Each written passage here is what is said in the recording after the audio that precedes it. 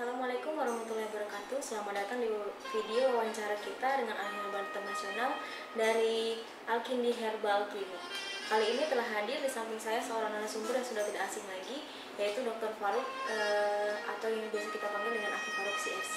Assalamualaikum Akhi, apa kabar? Waalaikumsalam Mbak Sela, kabar baik. Kali ini kita akan membahas seputar jantung koroner ya Akhi ya? Ya, betul. Sebenarnya jantung koroner itu seperti apa sih Akhi? Bisa dijelasin? Ya, selamat datang juga untuk penonton kita di YouTube.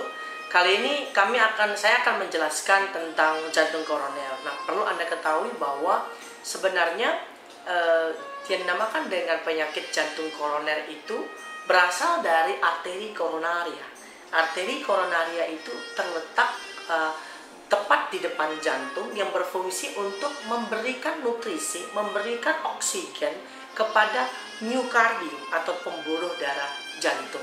Nah, penyakit jantung koroner adalah suatu penyakit di mana terjadinya sumbatan yang menghalangi pemberian nutrisi ataupun oksigen dari sirkulasi ke arah jantung.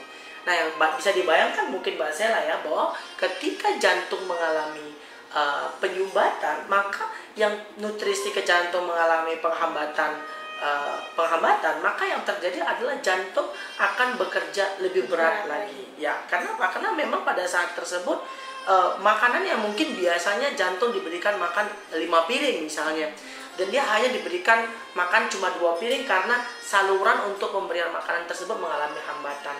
Nah, ini yang bisa menjadi suatu masalah, mengingat bahwa jantung adalah satu-satunya organ tubuh yang menghantarkan darah, yaitu menghantarkan darah ke seluruh tubuh. Jadi bayangkan ketika jantung mengalami gangguan, maka sirkulasi tersebut akan mengalami gangguan juga. Jadi bisa dikatakan kalau jantung koroner itu adalah penyumbatan pembuluh darah jantung, seperti itu? Ya, betul. Jadi jantung koroner itu adalah penyumbatan pembuluh darah arteri jantung gitu. Gejalanya sendiri seperti apa? Nah, kita bisa melihat bahwa gejala penyakit jantung itu memang cukup banyak ya, dan bahkan bisa bersentuhan juga dengan penyakit-penyakit yang lain, Mbak Sela. Kita bisa melihat bahwa memang orang yang punya penyakit jantung koroner ini bahkan ada yang tanpa gejala. Begitu. Bahkan kalau kita sudah bisa melihat gejala daripada penyakit jantung koroner, maka kita bisa menentukan bahwa orang tersebut biasanya sudah memiliki penyakit jantung yang cukup parah. Nah, artinya memang sebaiknya buat Anda yang sehat harus terus melakukan pemeriksaan kelistrikan jantung per 6 bulan sekali untuk mendeteksi awal ada tidaknya gangguan jantung. Nah, mengenai gejala kita bisa melihat bahwa yang paling umum saja ya, mungkin Mbak Sela dan teman-teman yang betul gitu. Ya, jadi kita bisa melihat bahwa seorang tersebut bisa merasakan nyeri dada. Nah, nyeri dadanya ini khas sekali, yaitu ada di sternum ya. Jadi kita bisa lihat di bagian tengah dada di sini, dia bisa merasakan sakit yang tembus ke belakang atau malah di bagian sebelah kiri, karena letak anatomis jantung itu tepat di bagian sebelah kiri, yang mana bagian inferior atau bagian bawah jantung itu menghadap ke arah epigastrium. Jadi nggak jarang juga bahwa orang yang mengalami gangguan jantung bagian inferior dia akan mengalami mual. Terkadang kita agak salah mendiagnosis suatu penyakit, yaitu jangan-jangan ini MAH, jangan-jangan ini MAH. Kita punya pasien yang memang telah bertahun-tahun Mbak Sela didiagnosis penyakit MAH, namun lama-kelamaan setelah 3 tahun kita lihat kakinya bengkak. Wah, begitu kita lakukan evaluasi mendalam, ternyata dia sudah mengalami gagal jantung bagian inferior. Nah, yang kedua kita bisa lihat bahwa adanya tadi efek nyeri di dada, lalu efek mual, lalu kita bisa melihat bahwa adanya efek tertusuk sampai ke belakang, dan juga ada efek kekakuan rahang, dan ada juga efek kesemutan. Dan yang paling khas sekali adalah orang jantung ini biasanya tidak kuat untuk naik tangga. Oh, jadi mudah capek? Betul, dia akan mudah capek, dan ada juga kekhawatiran yang berlebihan. Misalnya ketika dia berada pada ruangan tertutup, dia merasa sesak, lalu dia merasa letih ketika mandi dengan gayung, begitu Mbak Sela. Berarti dari aktivitas sehari-hari juga bisa dilihat gitu, karena mudah capek atau segala macam, mungkin lebih ke dilakukan lini pertamanya untuk pemeriksaan terlebih dahulu. Betul. Gitu ya. Nah, yang paling menarik adalah ketika Anda mengalami hal tersebut namun kita tetap nyuekin aja begitu, maka yang terjadi adalah fase selanjutnya itu bisa terjadi gagal jantung, Mbak Sela. Dan kalau sudah gagal jantung itu Anda bisa dapati bahwa kakinya bisa bengkak, dan orang tersebut tidur harus dengan bantal yang tinggi karena memang dia terisi. Iya, begitu. Nah, ini menjadi satu hal yang menarik bahwa di Indonesia sendiri, Mbak Sela, bahwa banyak sekali orang yang ketika dia tua menganggap bahwa kaki bengkak itu adalah satu hal yang wajar. Nah, ini adalah suatu hal yang patut untuk kita sayangkan, bahwa memang kalau orang sudah punya penyakit jantung, pasti kita akan dapati kakinya membengkak. Bisa juga mungkin seorang tersebut menderita cirrhosis hepatis, dia juga bisa terjadi kaki bengkak. Atau mungkin seorang yang punya penyakit gagal ginjal, Mbak Sela, itu juga bisa bermanifestasi klinik dengan kaki bengkak, begitu. Jadi kaki bengkak itu otomatis sudah menandakan adanya kerusakan organ gitu. Jadi bukan hal yang wajar gitu. Betul, ya, betul. Justru ketika kita melihat adanya gangguan pada kaki yang bengkak tersebut, kita bisa memastikan bahwa adanya failure dari salah satu organ, baik itu bisa jadi ginjal, bisa jadi jantung, dan bisa jadi hati. Yang menarik adalah ketika jantung ini mengalami masalah, maka dia akan ikut merusak daripada organ-organ yang lain, Mbak Sela. Artinya ketika jantung ini mengalami jantung koroner, maka kita akan bisa lihat bahwa lama-kelamaan akan terjadi gagal jantung. Ketika gagal jantung terjadi, maka pompa jantung akan menurun, dan ketika pompa jantung menurun, maka aliran darah ke arteri renalis, yaitu satu pembuluh darah yang mengalir darah ke ginjal, juga akan menurun. Maka Anda akan dapati peningkatan urium kreatinin pada gagal jantung juga. Nah, terkadang kita terkecoh bahwa apakah ini sudah gagal jantung atau ini sudah gagal ginjal. Nah, kita bisa melakukan konfirmasi dengan melihat kadar hemoglobinnya, begitu. Ketika Anda mendapati kadar hemoglobinnya ikut menurun, maka bisa dipastikan bahwa pada saat itu ginjal Anda sudah mengalami kerusakan juga, begitu. Wah, kompleks sekali ya akhir. Ya, betul.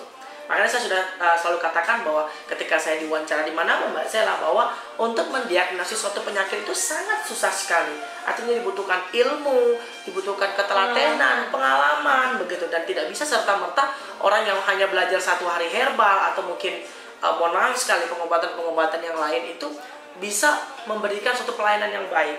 Artinya si narasumber ini harus tahu betul dulu penyakitnya, baru kita berbicara tentang obat. Kalau si narasumber tidak tahu penyakitnya, bagaimana mungkin dia bisa mengobati daripada penyakit tersebut? Ya, jadi diagnosa itu merupakan kunci utama dari keberhasilan suatu pengobatan. Ya. Saya rasa begitu, Mas. Kalau untuk penyebab dari jantung koroner itu sendiri seperti apa? Ya, banyak sekali orang yang berpikir bahwa bahkan selalu mengejudge bahwa penyakit jantung ini disebabkan karena keturunan. Gitu. Sebenarnya yang perlu saya terangkan, Mbak Sela, bahwa memang betul penyakit jantung ini bisa diakibatkan karena faktor genetik. Tapi ketika kita melakukan penelitian lebih jauh, bahwa 90% itu diakibatkan karena pola makan dan pola hidup yang salah, Mbak Sela. Begitu, artinya mengapa anaknya juga orang tuanya misalnya ayah sakit jantung, lalu anaknya juga sakit jantung? Ya pastilah ketika anak itu kecil, ketika ayahnya makan udang, pasti anaknya makan udang. Jadi itu lebih ke pola hidup. Betul, betul. Jadi artinya memang pola hidup ayah biasanya akan menurun kepada pola hidup anak-anaknya, secara otomatis tentu akan merusak daripada kesehatan si anaknya dari secara dini. Kita mungkin pernah melihat bahwa anak kecil yang gendut, pipinya tembem, dan kita wah lucu gitu. Padahal ini justru proses aterosklerosis itu telah berlangsung dari mulai kecil.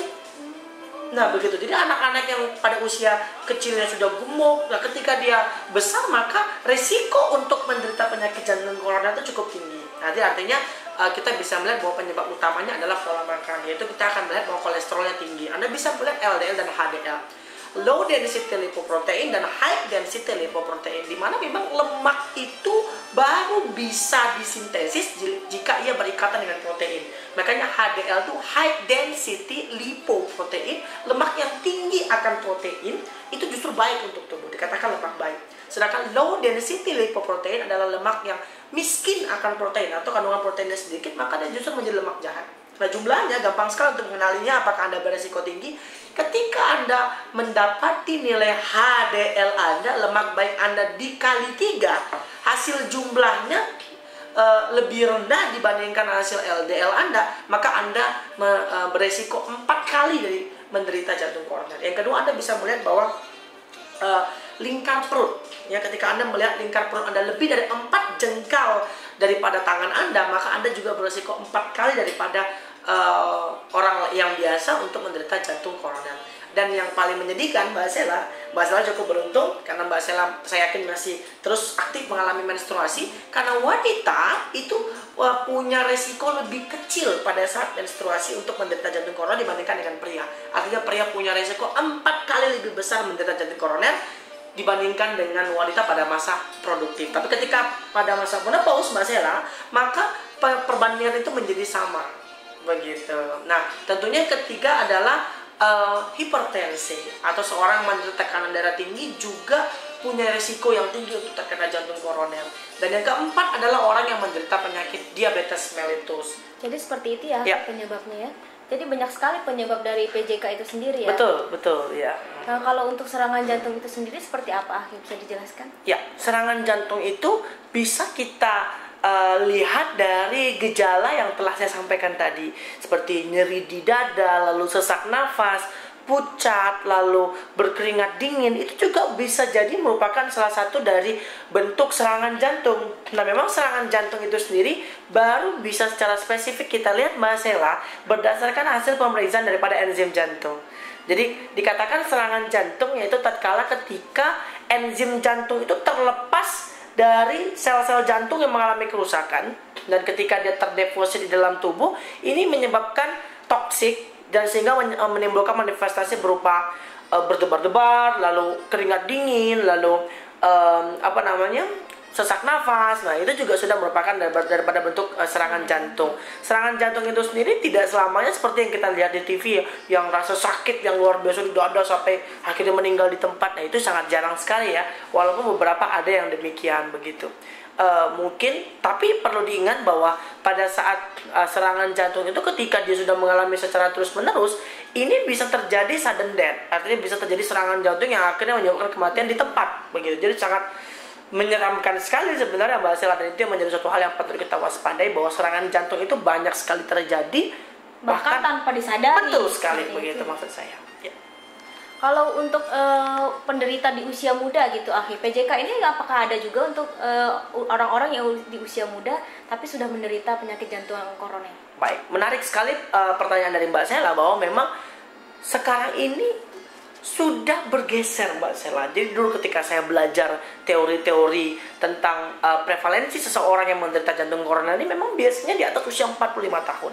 Tapi ternyata banyak kasusnya, bahkan banyak juga pasien yang datang ke saya begitu usianya 25 tahun, 26 tahun. Mungkin seperti yang terjadi pada saudara almarhum Haji Mas Said yang usianya saya rasa belum mencapai 40 tahun, tapi dia sudah menderita jantung koroner dan akhirnya meninggal seusai berlatih tanpa disadari. Betul, dan seusai berlatih daripada futsal begitu. Nah, ini yang menjadi suatu hal yang harus diwaspadai, bahwa memang ada banyak orang yang tidak menyangka dirinya punya penyakit jantung, seperti yang kita dengar bahwa memang beliau sendiri tidak tahu bahwa dia menderita penyakit jantung dan tiba-tiba kecapean dan akhirnya meninggal dunia. Dan ini yang perlu menjadi satu perhatian, seperti yang saya katakan di awal, bahwa kita harus melakukan pemeriksaan kesehatan minimal 6 bulan sekali, terutama untuk pemeriksaan jantung. Cukup murah kok, hanya sekitar 75 hingga 120 ribu saja Anda sudah bisa mengetahui ada tidaknya gangguan jantung dalam tubuh Anda. Berarti untuk pemeriksaan gangguan jantung itu sendiri bukan hanya sama orang tua aja dong tapi anak muda yang mungkin cukup aktif beraktivitas mungkin perlu juga melakukan pemeriksaan itu Ya betul. Artinya kita memang tidak melihat gendut ataupun kurus, bahkan Mbak Sela. Tidak melihat usia juga. Tidak melihat usia juga, karena ada banyak sekali orang yang kita dapati ketika dia, ini gendut, saya udah seuzon, ini pasti jantung koroner. Begitu kita periksa kadar kolesterolnya bagus, jantungnya cukup bagus, begitu, dan ternyata hanya spasme otot saja.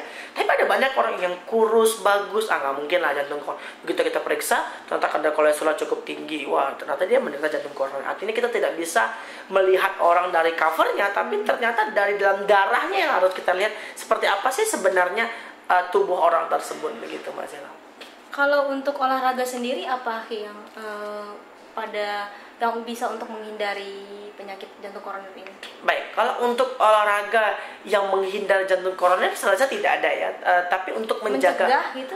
Betul. Untuk menjaga kesehatan jantung mungkin Anda bisa mencoba untuk berjalan, berlari, berjalan cepat lalu berlari. Tapi perlu diwaspadai kalau untuk penderita jantung koroner sendiri, saya lebih menyarankan untuk bersepeda ya kalau untuk olahraganya, artinya atau berjalan kaki, tidak menyarankan untuk berlari karena yang kita takutkan ketika dia berlari justru bisa memicu terjadinya kinerja jantung yang cukup tinggi dan akhirnya membuat kinerja jantung semakin buruk. Tapi untuk Anda mungkin yang masih sehat atau mungkin orang tuanya sakit jantung, mulai sekarang Anda harus sudah waspada dan harus olahraga rutin, jaga makanan Anda, saya rasa begitu Mbak Sela.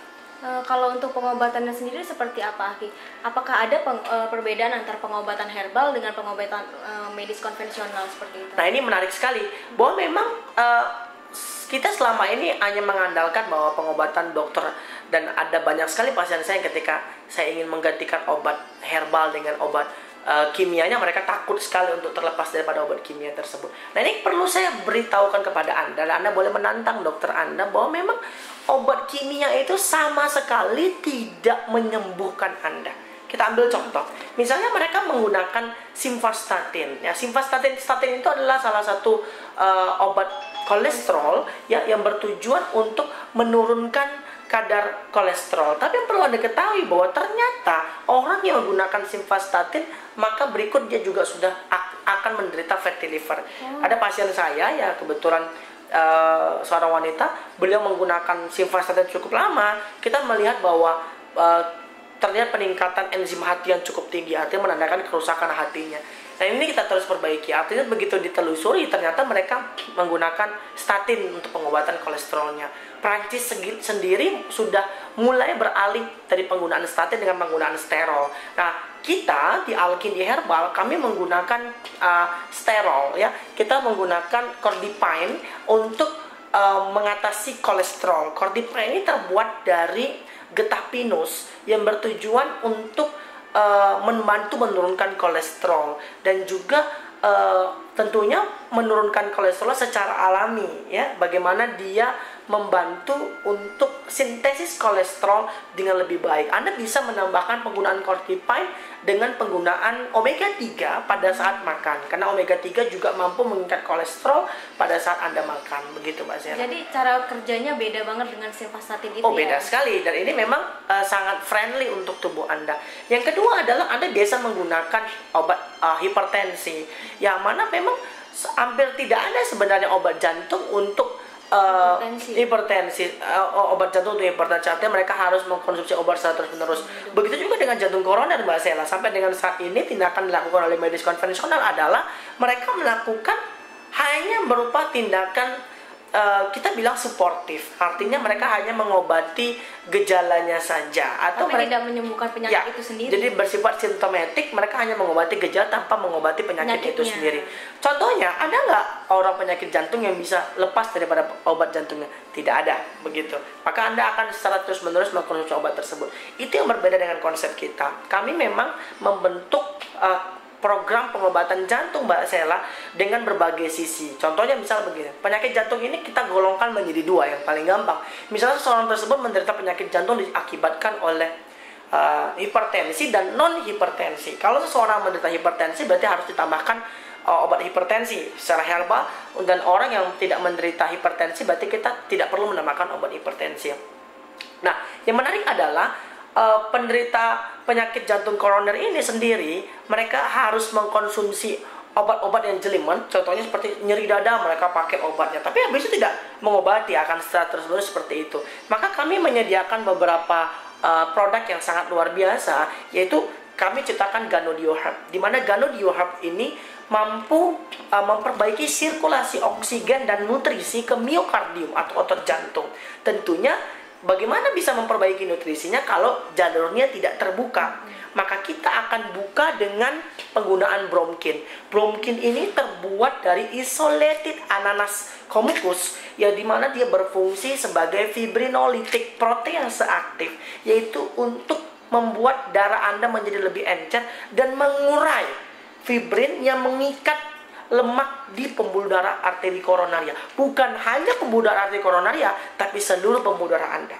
Karena berkaitan dengan sirkulasi. Bronkin ini bisa membuka sumbatan-sumbatan pembuluh darah gitu. Betul, menarik sekali Mbak Sela bahwa bronkin ini pernah ditawar oleh farmasi senilai 16 miliar rupiah. Wow, fantastis. Sangat fantastis sekali bahwa memang karena memang ini adalah salah satu terobosan terbaru dari kita yang memang bisa teruji, ya, bahwa dia membantu untuk membuka sumbatan pembuluh darah. Lalu lantas ketika sudah membuka sumbatan pembuluh darah, apa yang harus dilakukan? Ya, kalau Anda hanya buka saja, maka makanan Anda tetap sama, kolesterol Anda tetap tinggi, ya nggak ada gunanya. Maka kami tetap menyarankan penggunaan Cordipine untuk menjaga kolesterol Anda, perbaikan sirkulasi dengan Gano-Dior-Hub, oksigenasi. Lalu kita ingat, kerusakan-kerusakan jantung yang sudah ada itu kita perbaiki dengan artosis. Artosis ini adalah berisi dari nutrien aktif yang bertujuan sebagai bahan bakar regenerasi sel, Mbak Sela. Ya, dan kita juga gunakan kolanit. Kolanit ini terbuat dari buah tomat. Satu kapsulnya ekuivalen dengan 6 buah tomat. Biasanya saya memberikan dosis antara 2x1, yaitu 2 kapsul per hari. Itu sama dengan 12 tomat per hari. Kalau dihitung-hitung biayanya jauh lebih murah ketika Anda konsumsi ini dibandingkan Anda beli tomatnya langsung. Dan praktis ya tentunya bisa dibawa. Dimana Lycopene ini menjaga integritas endotel supaya lemak itu tidak bisa menyelusup masuk di bawah endotel, sehingga penyumbatan pembuluh darah itu bisa dicegah, begitu Mbak Sela. Yang ketiga, yang ke-6 mungkin ya, ini adalah HiFast. Nah, HiFast ini terbuat dari kumis kucing, seledri dan bawang putih, yang dimana memang membantu menurunkan tekanan darah dengan 2 tipe, ya, sekaligus menjadi 2 golongan. Kalau Anda selama ini mengenal seperti hidrokortiazid atau Anda mengenal amlodipin, maka cara kerjanya adalah sama seperti amlodipin dan hidrokortiazid, tergabung dalam satu jenis. Dan saya yakin Mbak Sela bahwa ini semua terbuat dari tanaman murni, artinya dengan side effect yang sangat rendah sekali. Dan memang kami bisa membuktikan di akhir acara nanti saya akan buktikan bahwa memang kita akan tunjukkan bahwa bukti pasien-pasien mengalami perubahan yang sangat signifikan ketika diobati dengan pengobatan ini. Makanya kami menyediakan program jantung, yaitu yang berisi artosis, ya, Gano-Dio, Bronkin, Cordipine, dan Kolanit. Nah, ketika Anda ada hipertensi, kita gunakan HiFast. Jika Anda ada diabetes, kita gunakan Diakos Gold. Tapi ke-5 obat jantung inilah yang menjadi paket jantung kita. Dan paket jantung ini memang dijual dengan harga sangat murah sekali Mbak Sela. Mungkin kalau ini kita lepas ke farmasi bisa sampai puluhan juta, tapi tidak. Anda bisa merasakan perubahan yang sangat signifikan ketika Anda menggunakan produk ini dalam 3 bulan. Bahkan ada yang sudah merasakan perubahan dalam waktu 1 minggu atau mungkin 1 bulan.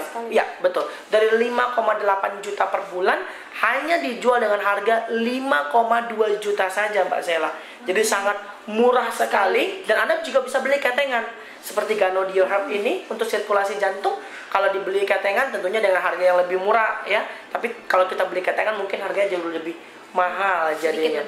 Sedikit lebih mahal ya dibandingkan dengan itu. Tapi Anda bisa merasakan perubahan-perubahan tersebut. Saya kira begitu Mbak Sela. Dan untuk Anda yang belum menderita penyakit jantung koroner, Anda perlu mencegah penyakit jantung koroner. Cukup gampang sebenarnya Mbak Sela. Anda bisa menggunakan kalau di rumah dengan ngejus tomat ya, minimal 3-4 buah tomat per hari, itu sudah cukup membantu untuk mencegah jantung koroner. Atau untuk jika Anda mau yang lebih praktis, kita punya suatu produk yang sangat luar biasa, yaitu teh bolong. Nah, teh bolong ini adalah inhibitor alfa glukosidase dan inhibitor alfa amilase yang bertujuan menginhibit, yaitu menghalangi penyerapan daripada glukosa di dalam lambung Mbak Sela, sehingga penyerapan glukosa dalam lambung itu menjadi lebih lama. Jadi Anda bisa kenyang lebih lama, badannya bisa bagus, bisa diet. Iya, betul. Menjaga kadar diabetes Anda, dan tentunya juga bisa membantu untuk menjaga kolesterol Anda, begitu. Jadi saya udah ngerti nih sekarang Aki, kalau obat-obat herbal ini dia berfungsi untuk mengobati gitu, sementara obat-obat medis konvensional hanya untuk simptomatik gitu ya, untuk mengobati gejala saja. Betul. Kalau untuk penggunaan obat-obatan medis, dosisnya makin lama semakin tinggi Aki. Bagaimana dengan obat-obatan herbal Aki? Nah, ini sangat menarik sekali bahwa memang obat-obat herbal ini sudah diciptakan untuk menggantikan daripada obat-obat kimia. Artinya, mungkin ketika Anda sangat parah sekali penyakitnya, kita akan mengkombinasi antara penggunaan herbal dengan penggunaan kimia. Tapi ketika sudah berjalan lama dan memang semakin baik, maka obat-obat kimia Anda akan ditarik dan Anda hanya menggunakan obat herbal. Dan obat herbal ini kan harganya cukup lumayan ya kalau kita konsumsi terus-menerus. Maka perlahan kita akan juga kurangi, akhirnya Anda mendapatkan kesembuhan yang sangat sehat. Sangat sehat sekali saya rasa begitu. Jadi yang perlu diingat adalah Anda tidak boleh mengubah dosis sesuka hati. Jadi tetap harus berkonsultasi kepada saya secara aktif di email saya ada di akhifaruk@yahoo.com, akhifaruk@yahoo.com. Dan ketika Anda mengambil program jantung senilai 5, sekian juta tadi, maka Anda akan diberikan line langsung BlackBerry Messenger, PIN BB-nya langsung via handphone kita. Jadi ini artinya Mbak Sela, satu-satunya pelayanan pengobatan yang memang kita kita sebarkan melalui online agar semua masyarakat bisa tahu ya, dan Anda bisa menemukan kliniknya. Jadi Anda bisa bertatap langsung, bisa berkomunikasi langsung. Kita punya 2 cabang di Jabodetabek, ada di Depok dan ada di Jagakarsa. Mungkin Anda bisa catat alamatnya, ada di Jalan Insinyur Juanda nomor 13, Kelurahan Kemiri Muka, Kecamatan Beji, Kota Depok, Jakarta Selatan. Ya, Anda juga bisa di Kota Depok, dan Anda bisa temui juga di Jakarta Selatan, maksud saya di Jalan Jeruk Raya nomor 38, Kelurahan Jagakarsa, Kecamatan Jagakarsa, Jakarta Selatan. Nah, untuk nomor teleponnya Anda bisa telepon di 021 3379 3322 atau di 021 9760 3757. Anda juga bisa melakukan pemeriksaan obat melalui call center tersebut, atau Anda juga bisa langsung berkomunikasi kepada saya melalui email tersebut. Ya. Begitu. Jadi cukup praktis sebenarnya. Betul, ya? betul. Berbeda dari pengobatan yang lain atau produk-produk yang lain, masalah mungkin banyak sekali kita lihat jual di online atau jual dimanapun, yang kita ketika ada keluhan terhadap penggunaan produk tersebut, kita tidak tahu mau mengadukan kemana. Ya, benar. Nah, kalau di sini kita memang punya tim ahli, dan memang tim ahli kita di sini semua backgroundnya dokter ya. Artinya Anda bisa berkonsultasi langsung tentang penyakit Anda, bahkan sharing terhadap evaluasi perkembangan pengobatan Anda ketika Anda menggunakan produk-produk Alkindi. Sangat menarik sekali ya, karena penggunaan obat-obatan ini diawasi gitu. Betul. Berbeda dengan obat-obatan online lainnya, di mana pengobatannya itu ya kita konsumsi obat sendiri tanpa ada yang mengawasi dan tidak tahu harus bertanya kemana. Betul. Gitu ya. Dan perlu diingat bahwa klaim bahwa satu obat itu bisa mengobati berbagai macam penyakit itu harus diwaspadai, karena memang seperti contohnya ya, kalau misalnya bahasanya kita omong propolis misalnya yang bisa mengobati kanker, mengobati A sampai Z. Nah, ini harus diwaspadai. Wah, memang propolis bagus, siapa yang bilang tidak bagus, tapi klaim terhadap pengobatan terhadap seluruh penyakit seolah-olah bisa disembuhkan oleh propolis, saya rasa itu sangat berlebihan dan sangat melencengkan daripada pengetahuan ya. Artinya itu memang betul-betul menyebabkan saya kira menyebabkan kerancuan kita terhadap yang mana yang benar dan mana yang salah begitu. Baik. Ya, baik. Ada nggak sedikit tips gitu untuk para pemirsa nih yang menyaksikan kita? Kira-kira tips apa sih yang harus dilakukan gitu sehari-hari untuk menghindari penyakit jantung koroner itu sendiri gitu? Baik. Nah, untuk tips, saya berikan tips buat Anda yang menderita jantung koroner, ternyata sangat gampang ya. Untuk Anda yang menderita jantung koroner tapi tidak disertai oleh diabetes mellitus ya. Jadi Anda biasakan untuk senantiasa memakan pisang dan buah tomat. Ya, pisang itu mengandung kalium tinggi, dia akan membantu pompa jantung Anda, dan biasakan juga untuk konsumsi buah tomat. Saya rasa cukup sehat, dan hindari makanan mengandung MSG. Ya, itu makin MSG juga berpengaruh. Ya, betul. MSG itu cukup berpengaruh untuk mempercepat proses kerapuhan daripada pembuluh darah kita. Wah, banyak sekali Akhi yang bisa kita dapat dari perbincangan kita kali ini ya Akhi ya. Dan tentunya pemirsa juga banyak banget nih hal-hal yang mungkin ya tadinya nggak tahu, sekarang jadi tahu nih gara-gara menyaksikan video ini. Alhamdulillah. Tapi sayangnya waktunya udah habis nih Akhi. Dan buat pemirsa jangan lupa ya untuk menyaksikan acara kami Indonesia Minum Jamu bersama Alkindi Herbal di video-video yang selanjutnya, yang mungkin kita akan membahas tema-tema yang lebih menarik lagi ya. Pastinya. Sampai berjumpa lagi dengan kami di video-video yang berikutnya. Wassalamualaikum warahmatullahi wabarakatuh. Waalaikumsalam warahmatullahi wabarakatuh.